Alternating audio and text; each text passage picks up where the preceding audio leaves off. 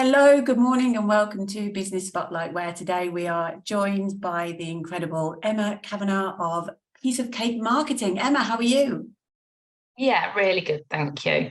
Well, when I say really good, life's tough. So, I think we've all got challenges out there. But I'm on here with you now, and so that's always a bonus. I love your honesty. I absolutely love your honesty. You're right. It is tough. There's a lot of challenges. And I think ways around talking about those challenges is incredible for us as business owners and to share with other business owners. We're not alone. So I'm so pleased that you could join us today. So let's dive straight in. Tell us what you do and how long you've been doing it for, please, Emma. Okay, so I run Piece of Cake Marketing with my business partner Kate, sidekick. Feel a little bit lost without her, if I'm honest. She. Just missing in action. She's doing other stuff today. She's doing other stuff. Well, let her We off. have to We'll let her we off. have to go solo at times, but she is the deck to my aunt. Used to say the Phil to my Holly, but I'm not sure whether we're allowed to say that now. So, but yeah, and we've been in business now for just over 7 years. So set up in 2016. I'd taken a career break to have my children, so I was made redundant. I worked in retail marketing, Nice. so worked for Adam's Children's Wear, Claire's Accessories, and then later a brand called Elvie that were based in Redditch. And I got made redundant on the day that I had my first daughter, and which was a little bit of a curveball. It was not unexpected, but Right. that was the date that it ended up happening. So that was back in August of 2009. And post that, I just did a little bit to keep me going. I did look for a job within the first 12 months, but I think it's very hard being a new mom and trying to look out, and the thought of having to go into a business and have to prove myself with then a new baby and all of those kind of things and all those family dynamics and all of those kind of things. So so just did bits and pieces then for around about 10 years, and I had my third daughter in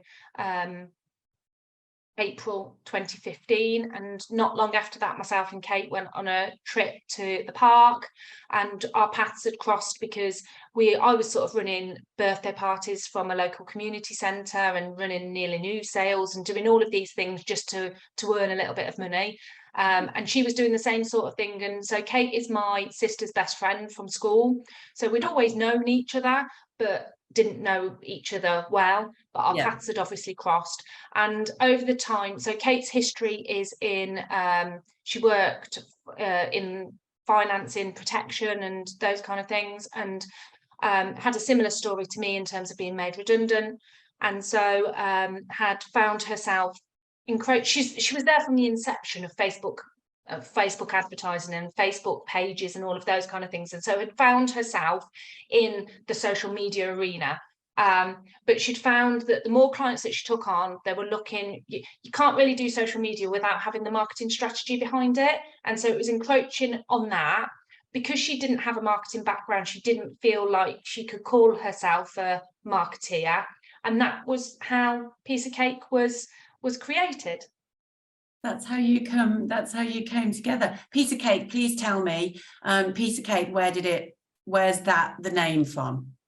Oh, I'm really sorry, but it was one of those things that, when you're going through and you're like, right, we need to find a domain name that's available, first of all. And we knew that it couldn't have hyphens in it. And, we were quite specific about what we wanted.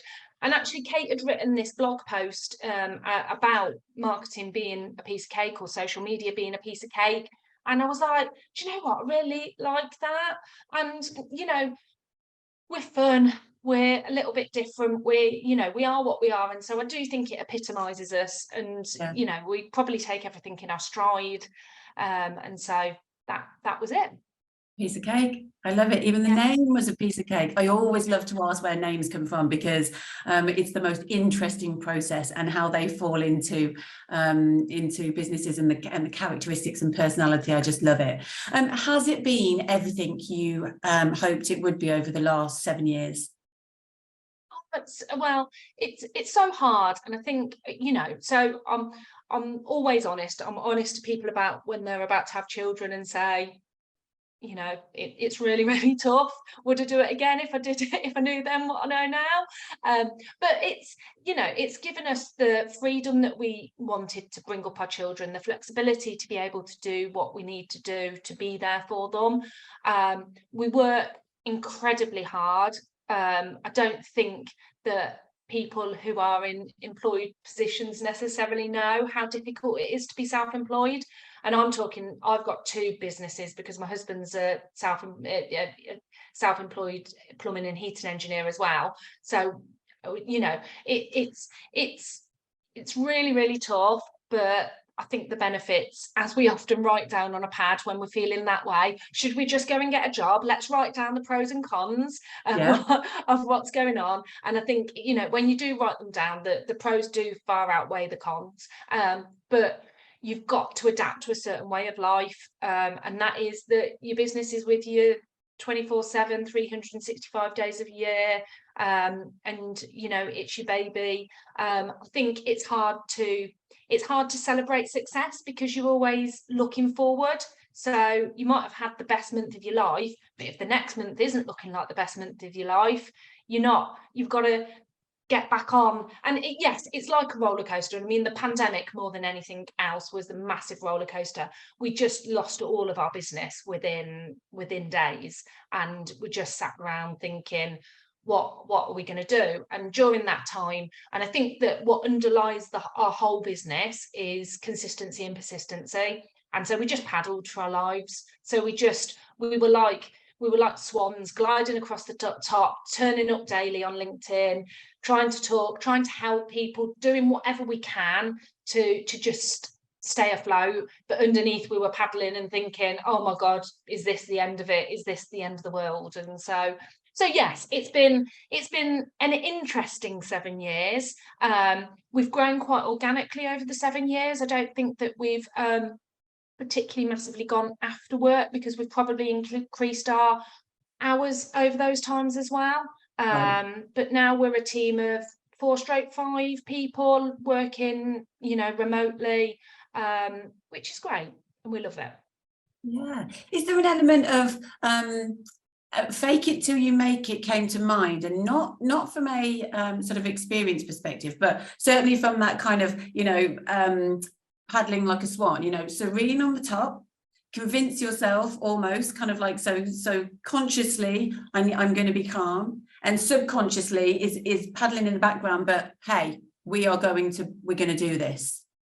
Yeah. And I think just being a little bit oblivious to it all and being a bit like, do you know what? I just kept on saying to everybody that I saw during the pandemic, it's fine, they'll go back at half term, the children will be back at half term, it's only going to last till then. And, you know, I think you have to look at things in little chunks. And for me, I've worked out our family finances on the basis that we could survive for a certain period of time. Yeah. And once I'd worked that out, I think that enabled me to get my head round it all and really... Yeah, and you've got no choice, have you? You have got to fake it. You've got to put on a, you know, I think I'm all for putting out the real side of things as well, because I don't think it is all easy. But yeah, at the same time, we need to get on. We need to do what our customers need us to do and get the results that they're looking for. Yeah, exactly. Which leads me brilliantly on to what is it that makes you stand out in your industry? So marketing, there's lots of information out there, isn't there? Lots of people that can help. What makes you guys stand out in the industry? I don't know. I think a lot about our consistency and our persistency. We've got a strong sense of humour and a need to have fun and laugh. And, you know, I don't see anybody else as competitors, if I'm honest, because I think we all attract a different audience and everybody's going to, you know, attract and hopefully we attract the right kind of people that will tune into us. We're very passionate Coventrians. So we love to work with Coventry-based businesses. We love to work with family-run Coventry businesses. Is at the heart of our business. That's not to say we don't work with other people, because we work with lots of different clients. But we are passionate about our city and the journey that it's been on over the last few years and things like that. And just real cheerleaders for what what we do and for what people can offer and how they can be a little bit different. I think passion. So I've got a real passion for retail. My granddad was a greengrocer. He owned a greengrocer's shop in Coventry, and I think that just runs through my blood, if I'm honest. And so, if I could do anything, if I could open a shop, it would probably be that. But in this day and age, it's not gonna happen. It's, you know, retail has very much changed from the way that it was. And again, if I wrote that list down of the pros and cons, the cons would probably outweigh the pros on that. I love to work with retailers and just really, you know, I love that shopkeeper mentality, but it is so hard because it's just relentless, you know, because you've got to show up daily, you've got to just, you know, and again, it's that thing of not resting on your laurels and thinking, oh, I had a good month this month. You're already thinking about Christmas now and all of those kind of things. The sun might be shining, but you're on to the next thing. And so that would be how I sum up us. We also like working on events and those kind of projects, those kind of one-off projects where you can really get your teeth into them. And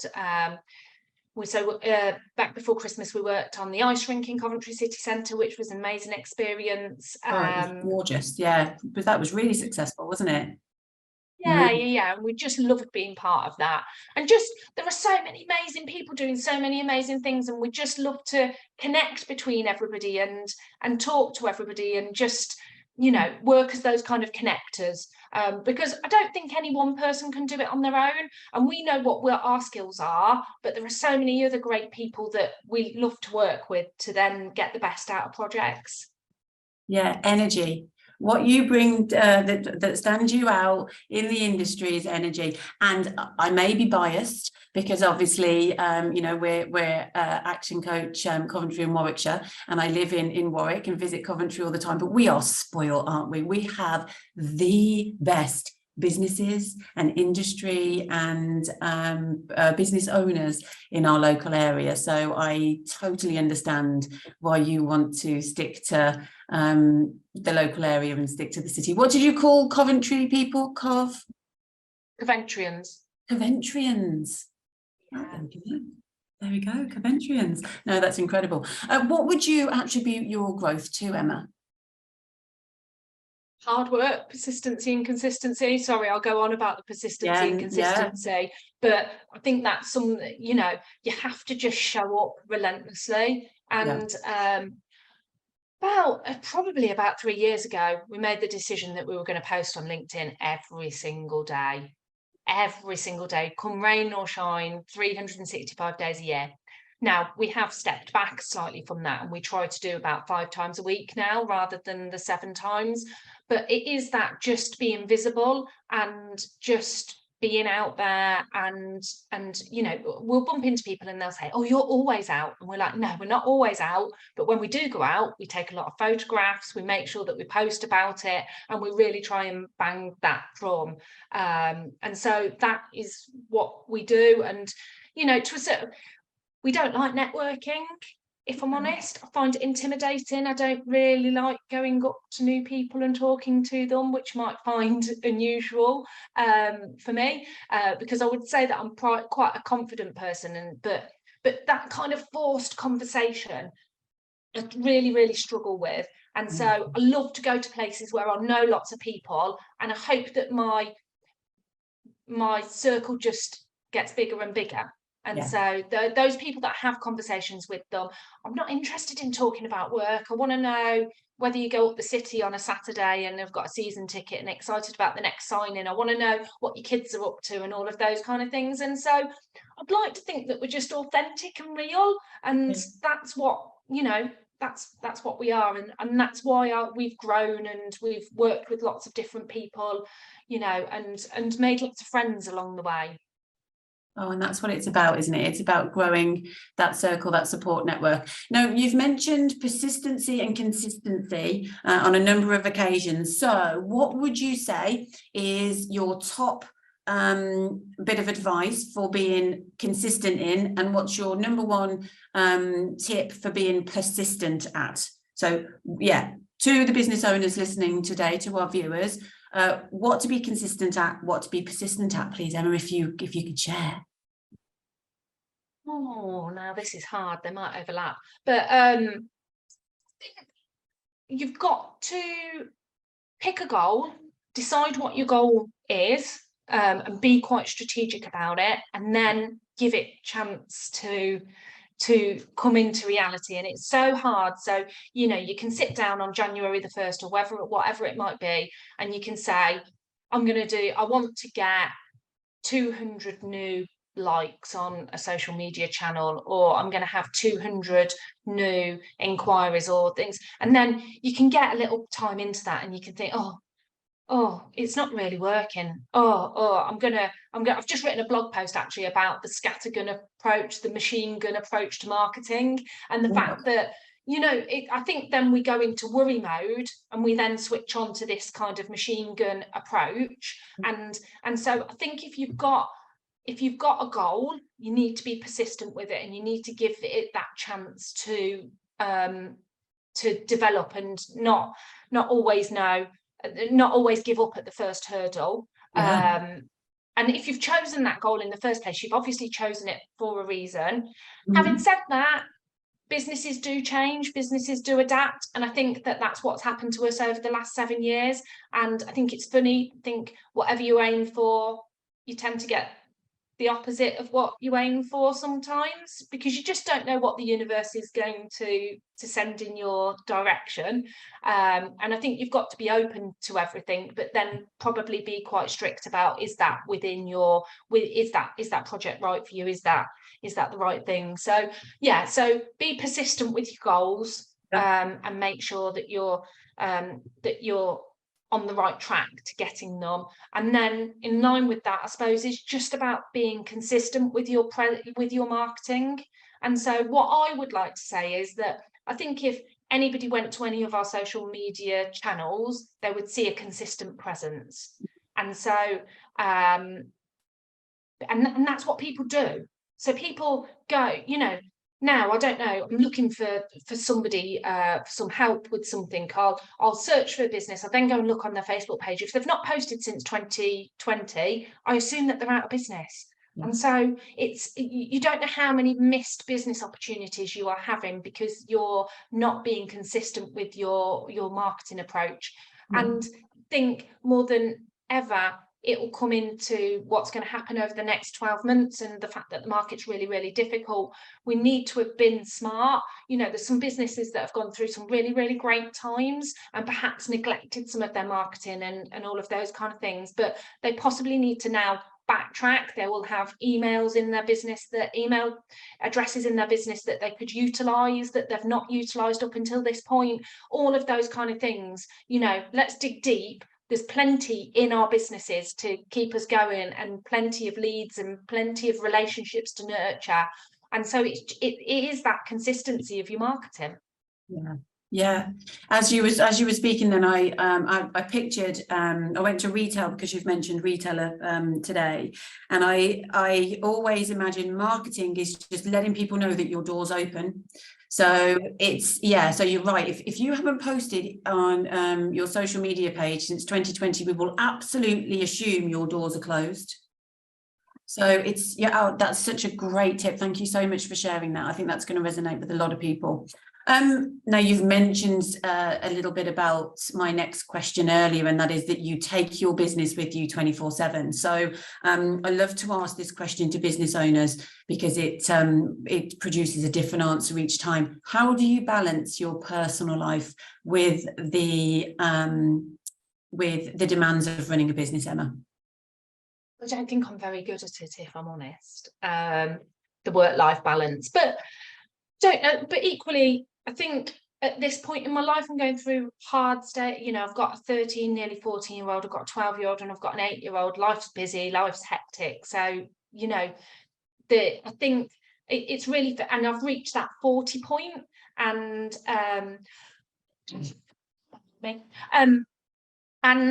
starting to think, what do I like to do?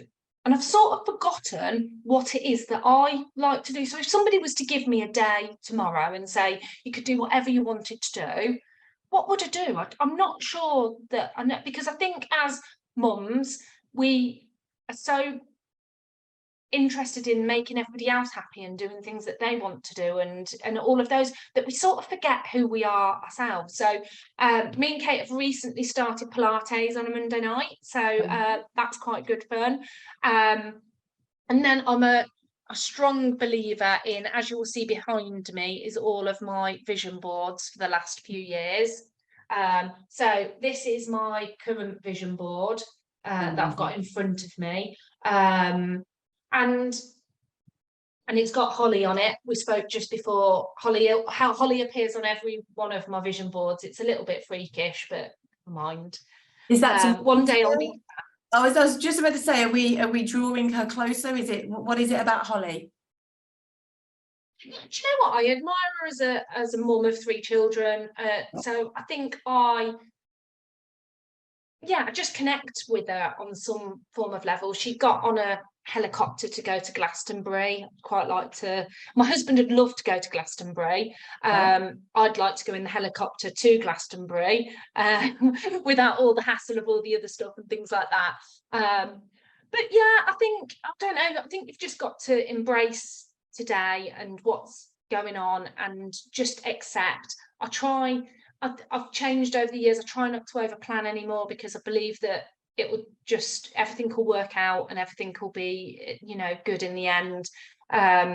We're so fortunate in so many ways that, yes, the work-life balance might not be 100% correct, and I might not get that switch off that I need. But I dare say one day I'll look back and say, I wish that I had these times all over again. And I don't know that we appreciate them when we've got them.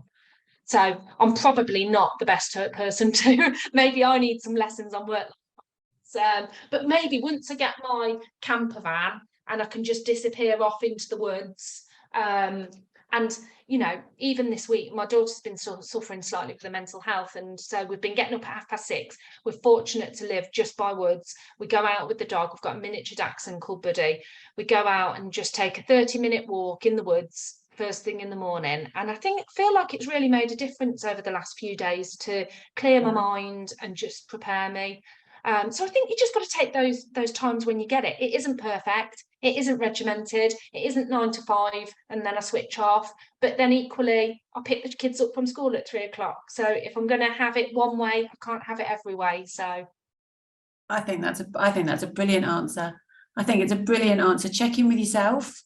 What is it that you want? Not forgetting that you're not just business owner, not just mum, not just partner, wife. You are Emma as well, and to connect with yourself. So I just think that's a brilliant answer, and different every time. What would you say your biggest learning has been so far?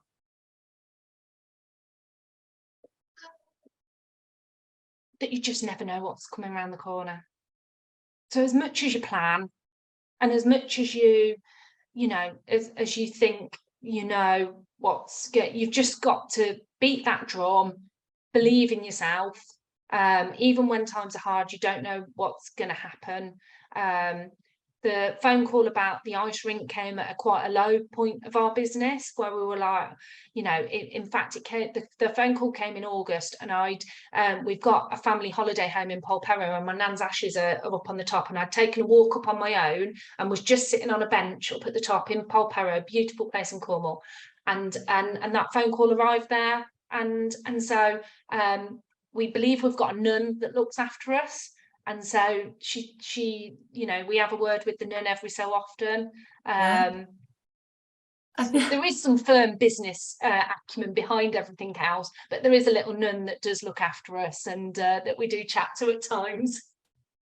Oh, I love that, Emma. Does she have a name? No, she doesn't. But we went on a business trip to Galway, and as soon as we got off the plane, first person we saw was a nun getting a suitcase off the conveyor belt, which I know we're in Ireland, and there's probably a lot of nuns in Ireland, but yes.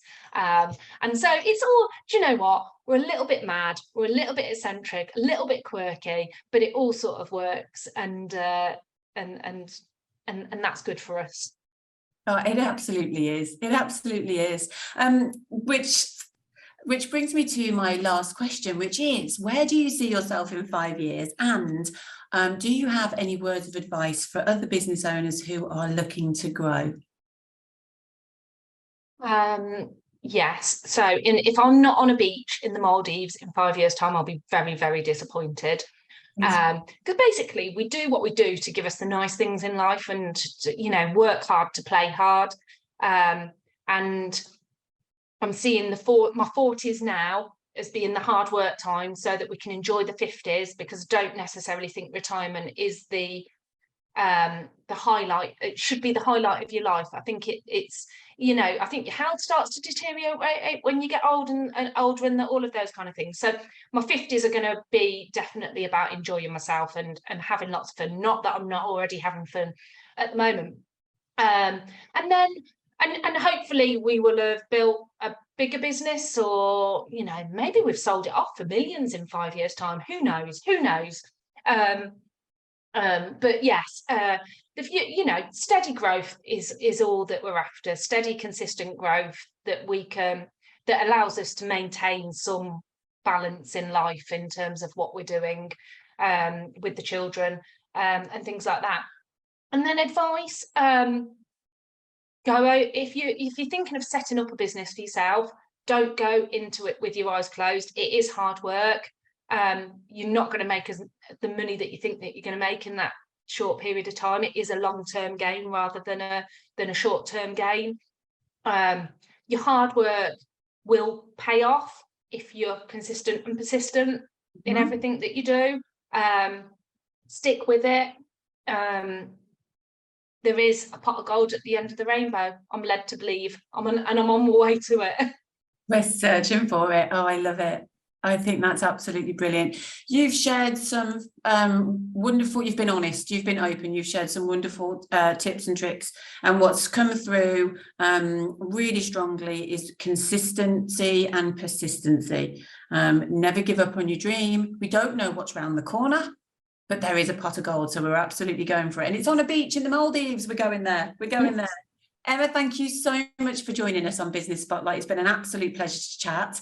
I hope we get to chat again soon. Thank you so much for inviting me. No, thanks, Emma. Pleasure's all ours. See you later. Bye.